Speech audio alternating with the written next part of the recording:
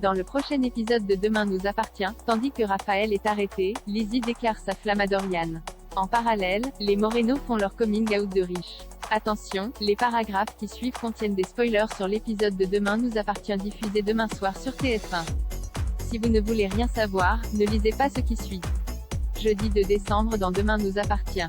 Raphaël est arrêté en quête de réponse. Raphaël donne rendez-vous à ses parents dans son cabinet pour obtenir la vérité. Il y a 30 ans, Rebecca n'était pas très heureuse. À cette époque, Rebecca et Raphaël vivaient à Paris tandis que Sébastien était procureur à Bordeaux. La mère de famille ne travaillait pas et a essayé de relancer sa carrière mais sans succès. Daniel Meffre était quant à lui un avocat d'affaires puissant qui avait envie d'investir dans la musique.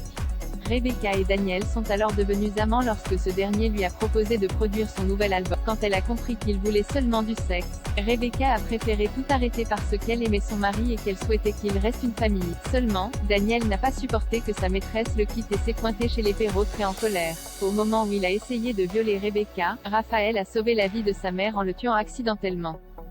Comprenant ce qu'il s'était passé, Rebecca a accompagné sa fille dans sa chambre et a attendu qu'elle s'endorme pour prévenir Sébastien. Celui-ci a ensuite déplacé le corps de Daniel jusqu'à son domicile pour faire croire à un suicide. Malheureusement, un témoin menaçait de tout révéler et Rebecca n'a pas eu d'autre choix que de quitter la France pour éviter la prison. Pour le faire taire, Sébastien lui a donné de l'argent tous les mois jusqu'à sa mort il y a 2 mois.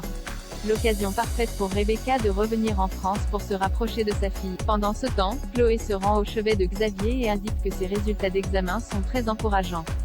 Épuisé, le procureur confie à sa compagne qu'il n'est pas certain de pouvoir réussir à vivre comme avant. Tandis qu'elle se montre rassurante, Xavier lui demande des nouvelles d'Alex. Mal à l'aise, elle reconnaît qu'elle a beaucoup vu son ex-mari pour qu'il s'occupe de Céleste afin qu'elle puisse passer du temps avec lui à l'hôpital. Très ému, Xavier déclare qu'Alex est un homme bien et qu'il est heureux qu'ils aient pu garder d'aussi bonnes relations. Plus tard, Raphaël rencontre Anna pour une nouvelle séance et lui confirme que c'est elle qui a tué Daniel Meffre. Tenue par le secret professionnel, la psychologue lui rappelle qu'elle n'est pas là pour la juger. Comme l'avocate ne comprend pas pourquoi elle a oublié quelque chose d'aussi grave, Anna précise qu'elle a souffert d'une amnésie dissociative. Alors qu'elle se demande pourquoi elle s'en est pris à Xavier, Anna répond qu'en enquêtant sur la mort de Daniel, Xavier est devenu un danger pour Rebecca. Raphaël aurait donc agi inconsciemment pour la protéger comme elle l'avait fait 30 ans auparavant. En sortant de sa séance, Raphaël rejoint sa mère.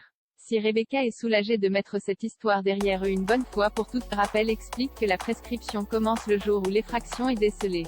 Dans la mesure où un élément révélé permettrait de dire qu'il s'agissait d'un homicide, une action en justice pourrait avoir lieu. Aussi, Raphaël voudrait se dénoncer à la police mais Rebecca l'en empêche. Non loin de là, Aurore et Martin interrogent le chauffeur de taxi qui était à proximité du palais de justice le soir de la tentative d'assassinat de Xavier. Ce dernier confirme que c'est Raphaël qui était à bord de son véhicule ce soir-là. L'avocate étant désormais leur principal suspect, le commandant Constant somme Roxane de vérifier le bornage de son téléphone. En fin de journée, Rebecca refuse de voir sa fille aller en prison et prépare les valises pour l'emmener loin de la France.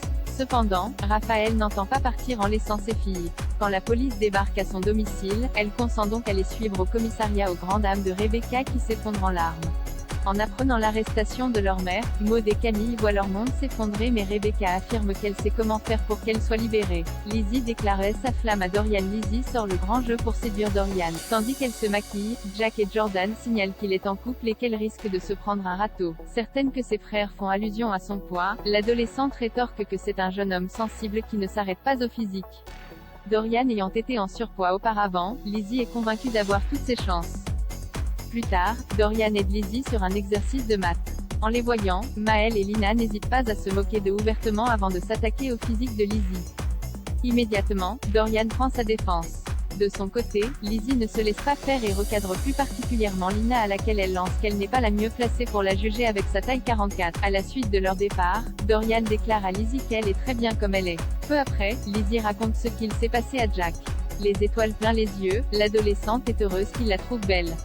Par la suite, Dorian est avec Lizzie au Little Spoon et l'invite à faire une balade au marché de Noël. Une fois qu'elle l'a remercié pour avoir pris sa défense, Lizzie confie qu'elle adore être avec lui. Comme il ne tarit pas d'éloges sur sa musique, elle finit par lui dire qu'il lui plaît beaucoup et qu'il la fait complètement craquer. Mais Dorian n'a pas le temps de répondre car il reçoit au même instant un appel de Camille qui veut le voir. Il prend alors la poudre d'escampette. Les Moreno font leur coming out de riches. Les Moreno ont décidé de faire leur coming out de multimillionnaires. Pour l'occasion, Charlie, Christelle et Sylvain ont vu les choses en grand. En plus de leurs amis, ils se sont mis en tête de convier leurs voisins. Toutefois, c'est loin d'être gagné puisque leur voisinage ne semble pas particulièrement emballé. Pour leur soirée, Sylvain et Christelle ont mis le paquet avec traiteur, champagne, cracheur de feu, lama ou encore DJ. Si Alex, Marianne, Renaud, Judith, Noah et Gabriel font partie des invités, aucun de leurs voisins n'a répondu à leur invitation. Par la suite, Christelle et Sylvain prennent la parole et annoncent à l'assemblée qu'ils ont gagné le jackpot au casino.